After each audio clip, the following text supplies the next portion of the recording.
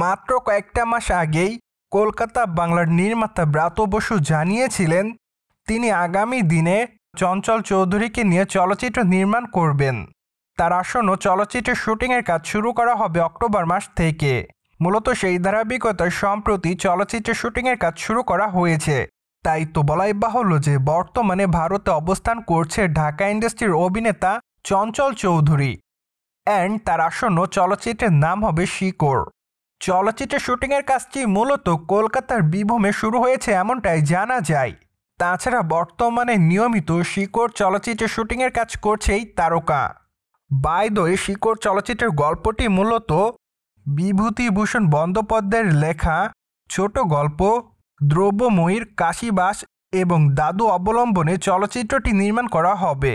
তাছাড়া চলচ্চিত্রটিতে চঞ্চল চৌধুরীকে গুরুত্বপূর্ণ একটি চরিত্রে অভিনয় করতে দেখানো হবে এমনটাই শোনা যায়। তাই তো বর্তমানে সকল দর্শকরা অপেক্ষাতে রয়েছে চলচ্চিত্রটিতে চঞ্চল চৌধুরীর অভিনয় দেখার জন্য। অন্যদিকে মাত্র কয়েকটা দিন আগে কানাঘোষা শোনা যায় যে ঢাকা ইন্ডাস্ট্রির অভিনেতা চঞ্চল চৌধুরীর হাতে রয়েছে বেশ কয়েকটা প্রজেক্টের কাজ। আগামী দিনে তাকে অবশ্য অভিনয় করতে দেখা যাবে আন্ধার চলচ্চিত্রে।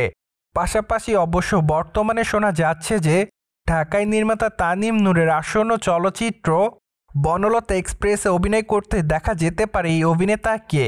তাই তো বলাই বাহুল্য যে সম্প্রতি সময় খুবই ব্যস্ততার মধ্যে রয়েছে ঢাকা ইন্ডাস্ট্রির অভিনেতা চঞ্চল চৌধুরী। প্রসঙ্গত, চঞ্চল চৌধুরীকে সর্বশেষ অভিনয় করতে দেখা গিয়েছিল উৎসব চলচ্চিত্রে। চলচ্চিত্রের পর্দায় তার দুর্দান্ত অভিনয় রীতিমতো দর্শকদের কাছে কেড়েছিল নজর। তাছাড়া বলাই বাহুল্য যে চলচ্চিত্রটিতেই তারকা রান টাইম খুবই কম পেয়েছিলেন। তারপরে অবশ্য তার অভিনয় তার দর্শকদের কাছে নজর কাড়ার মতোই ছিল।